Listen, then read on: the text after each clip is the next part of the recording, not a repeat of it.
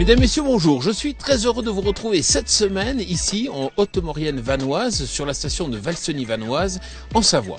Effectivement, vous voyez, je suis au volant d'une dameuse, un matériel qui est assez intéressant. Pourquoi? Parce que ce sont des matériels capables de travailler en conditions extrêmes avec des pentes assez fortes. Vous allez voir, on va vous expliquer tout cela. À présent, je lance le sommaire de cette nouvelle émission Power Boost. Bon, au ski à présent, j'en connais un qui ne rate jamais les bons plans. À mon tour de vous souhaiter une très bonne année et faites-nous confiance, l'équipe de Power Boost va tout faire pour qu'elle soit même excellente. Tiens d'ailleurs, pour bien commencer l'année, nous vous proposons de découvrir le semoir grande largeur de Challenger. Côté nouvelle technologie, vous verrez comme des mini-caméras empêchent les doublons sur les semoirs minaires de Gouverneland.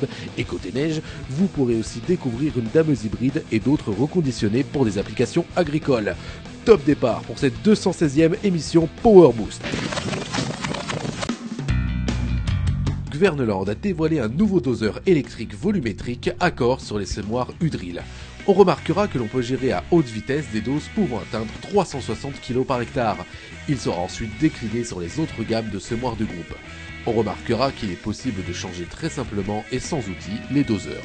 Ces derniers possèdent un marquage intégré pour éviter tout risque d'erreur lors des changements. C'est simple, mais encore fallait-il y penser. Syngenta propose un concept ergonomique pour préparer la bouillie à proximité du pulvérisateur en supprimant les risques et les charges à soulever. Il s'agit encore d'un prototype, mais on peut penser qu'il sera commercialisé courant 2014. Dominique Petit, bonjour. Bonjour. Alors vous êtes directeur d'exploitation adjoint du domaine skiable ici de Valseny-Vanoise, c'est bien ça? Alors Ouais. Ce qui est intéressant, c'est de comprendre que les dameuses pour vous c'est un peu comme les tracteurs, c'est votre outil principal. Bien sûr, c'est l'outil qui nous permet de construire les pistes, en particulier cette saison où la neige naturelle n'a pas été très abondante, donc on a besoin d'étaler toute la neige de culture et de ramener cette neige régulièrement tous les soirs sur les pistes. Si on n'avait pas ces outils, la pratique du ski s'en trouverait très très compliquée. Alors est-ce que vous pourriez nous dire un peu l'importance de votre parc de dameuses? Alors Valseny a un parc de dameuses de grandeur moyenne, je dirais. On a 8 grosses machines de ce type-là, dont 2 équipées avec des treuils comme celle-là. Et puis on a une machine plus petite qui nous sert à damer les pistes de ski de fond et les chemins piétons. Pour un domaine skiable de 2? Pour un domaine skiable qui a environ 125 km de piste et qui s'étend sur 3 communes, les communes de Termignon, de Lens-le-Bourg et de Lens-le-Villard. Alors on va ensuite à nouveau reparler des dameuses, mais sans plus tarder, je vous invite à retrouver ce sujet qui montre qu'aujourd'hui Challenger est aussi capable de proposer des semoirs en grande largeur. On connaît tous les tracteurs à chenilles Challenger et les Rogator. Mais savez-vous que ce constructeur propose aussi des semoirs? Enfin, pas n'importe lesquels, puisqu'il s'agit de semoirs de très grande largeur comme le CH9000 en 12 rangs que nous avons vu au salon Agritechnica. Il se décline en 3 modèles avec un écartement des rangs de 70 et 76 cm. La largeur au transport est de 3,70 m.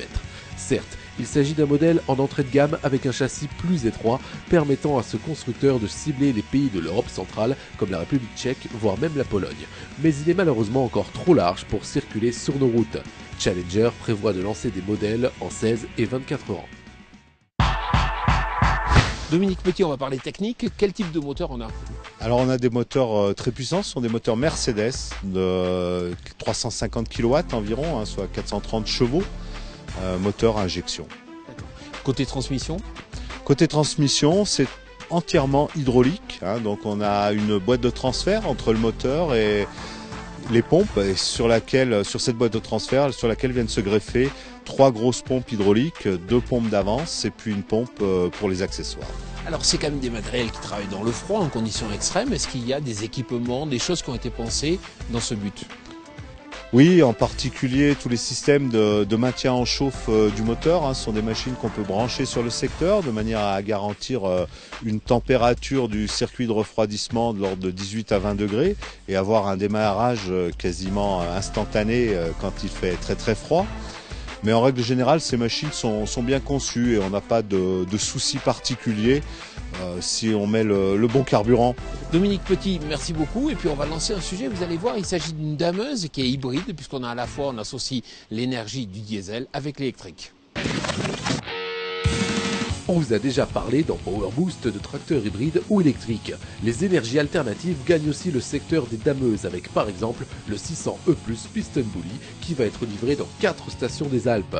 Kässbohrer propose une combinaison moteur thermique moteur électrique avec à la clé près de 10 à 20% d'économie de carburant du fait notamment de la suppression de l'hydraulique. En phase de descente, les moteurs des chenilles génèrent du courant qui entraîne la fraise arrière. Il sera même possible désormais de pouvoir souder ou réparer en se servant de la dameuse comme générateur électrique. Plutôt pratique en montagne. Dominique Petit, ça va coûter cher ces machines? Oui, ça coûte relativement cher. Une machine à treuil comme on a en face de nous, là, c'est environ 300 000 €. Et puis ça a une durée de vie de? Alors, la durée de vie, c'est d'environ 6 000 heures. Chez nous, c'est à peu près 5 ans, 5 saisons. Alors Dominique Petit, merci beaucoup. Et ce qui est intéressant, c'est de savoir que ces machines sont reconditionnées, c'est-à-dire qu'après, elles ont une seconde vie pour d'autres applications, et en particulier agricoles. Après 6 à 8 000 heures de fonctionnement en station de ski, les dameuses peuvent être reconditionnées et être utilisées pour d'autres missions. Certaines peuvent, comme cette Piston Bully Greentech, assurer des opérations de fauchage ou de débroussaillage dans les terres à très faible portance, voire même inondées, servir à l'entretien des tourbières ou être valorisées dans des installations de biogaz, voire même pour le ramassage d'algues sur la plage. Michel Charvos, bonjour. Bonjour. Alors vous êtes conducteur de dameuse, pourquoi vous accrochez avec un câble? Le câble permet de monter le maximum de neige avec un maximum de motricité. Alors le principe, votre métier c'est quoi? Ça consiste à quoi en fait? Avoir des pistes le plus plates possible et les mieux enneigées. Vous travaillez jusqu'à quelle heure la nuit? On fait 17h jusqu'à 1h du matin. Comment on devient conducteur de dameuse? Par passion sûrement. Moi j'étais dans les TP l'été et l'hiver tout naturellement j'ai conduit une dameuse. Et Michel, des fois la nuit on doit se faire peur, il doit y avoir des situations quand il y a des tempêtes qui doivent être impressionnantes. Tempête avec beaucoup de vent, oui, on a beaucoup de risques, il faut faire attention et il faut surtout faire confiance au jalonnage des pistes. Bon ben Michel, merci beaucoup pour cette expérience. Merci à vous.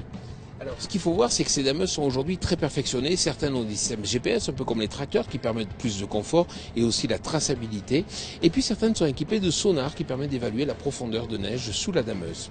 Alors on va se retrouver pour une rubrique nouvelle technologie. Vous allez voir, il s'agit de systèmes de caméras embarqués sur des semoirs qui permettent d'éviter les doublons ou les manques. Les caméras installées sur les semoirs Verneland pour culture légumière permettent de récupérer les doublons, mais aussi les manques au semis. Couplée à la console IM Farming, cette caméra logée dans l'élément semeur Mini Air pourrait permettre d'importantes économies de semences. On remarquera la présence de diodes pour assurer un pinceau lumineux sur la ligne de semis. Verneland compte commercialiser ces systèmes en 2015. Alors là, on va parler mécanique. Je suis en compagnie d'Ifiol. Bonjour. Bonjour. Alors vous êtes responsable du carrage. Alors effectivement, ces machines sont très sollicitées. Qu'est-ce que vous observez comme panne? Alors on a pas mal de pannes, c'est au niveau flexible hydraulique, donc ils sont soumis à de fortes contraintes à cause de la température et puis de l'humidité aussi. Et puis aussi on a pas mal de soucis, c'est au niveau des châssis. Et on travaille beaucoup de neige de culture. Elles sont très sollicitées, puis on voit quand même que c'est des machines qui deviennent de plus en plus compactes, avec des moteurs comme celui-là, c'est un V6 très puissant, non? On a beaucoup de puissance et puis en fait les machines, on ne peut pas trop non plus renforcer les châssis parce qu'après on augmente le poids. Donc si on augmente le poids, la machine elle va peiner dans les montées et puis elle va avoir tendance à s'enterrer. Ifiol, merci beaucoup. Merci. Alors vous le savez, ici on est en Haute-Maurienne vanoise et effectivement on a rencontré un éleveur qui est particulièrement fier, vous allez voir pourquoi. Voilà, je vous retrouve ici sur les hauteurs de Lens-le-Bourg, je suis en compagnie de Stéphane Tour, bonjour. Bonjour. Alors c'est vrai que vous êtes fier parce que c'est votre vache qui a été choisie pour être l'égérie du Salon de l'Agriculture? Oui, elle a été choisie, c'est la race d'abord qui a été choisie et ensuite la race m'a fait l'honneur de choisir mon troupeau pour désigner une vache. Alors ça veut dire quoi concrètement? Vous allez devoir aller au salon les 10 jours du salon? Voilà, on va devoir accompagner la vache pendant 10 jours au salon et puis faire un petit peu de rencontres avec le public et puis avec des personnalités aussi. Alors c'est vraiment beau ici, on voit la montagne derrière. Alors c'est vrai que l'agriculture c'est totalement mêlé à l'activité du tourisme dans la région? Exactement, les gens pour pouvoir survivre dans un premier temps et ensuite vivre, ils ont développé plusieurs métiers, donc ils ont à la base l'agriculture et puis derrière ils ont profité de la nature également à travers l'hiver et la neige pour développer d'autres activités. Alors vous, concrètement, vous êtes éleveur, ça c'est pendant l'été, et puis l'hiver, vous êtes moniteur ski. Oui, je suis éleveur toute l'année et l'hiver en plus, pendant 4 mois et demi, on pratique l'activité de ski, on est moniteur de ski. Et en même temps, vous accueillez aussi des touristes. En même temps, mon épouse a fait un peu d'accueil à la ferme, donc dans une salle qu'on a créée pour ça. Alors parlons un peu élevage, c'est vrai qu'aujourd'hui vous produisez du lait, puis le lait ça sert à faire du Beaufort ici dans la région, et le Beaufort c'est un fromage qui se vend bien. Voilà, c'est un fromage de qualité, qu'on a essayé de faire de la qualité, avec toujours le naturel, puisque les vaches laitées sont nourries à l'herbe, et l'hiver avec du foin séché, donc c'est de l'herbe qui est séchée. Et donc avec des produits le plus naturel possible et également dans un environnement collectif puisqu'on travaille dans des coopératives, ce qu'on appelle la gestion directe, qui sont gérées directement par les agriculteurs. Donc en plus de leur pluriactivité, les agriculteurs gèrent encore des outils collectifs. Alors c'est vrai qu'on cite souvent le Beaufort et les éleveurs donc, qui produisent du lait dans cette région parce que vous arrivez à bien valoriser votre production laitière. Aujourd'hui ça vous permet d'en vivre décemment ?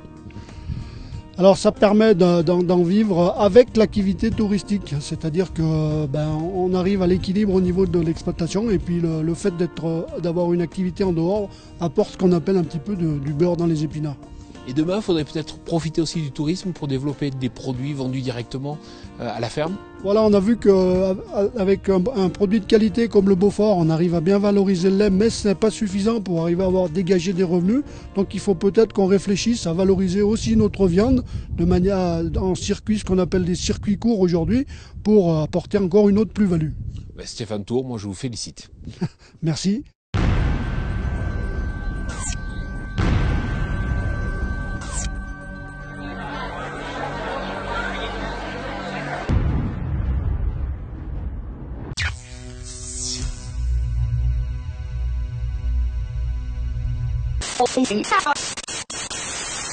Et oui, vous avez retrouvé le nouveau clip, le teaser de l'émission Agribus. C'est une nouvelle façon d'informer et justement, vous allez pouvoir nous faire savoir s'il y a des choses qui vous semblent intéressantes à communiquer. N'hésitez pas à nous en informer.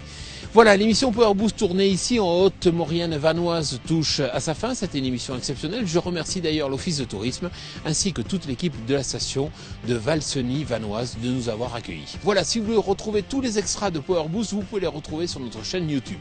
Je vous souhaite une excellente semaine.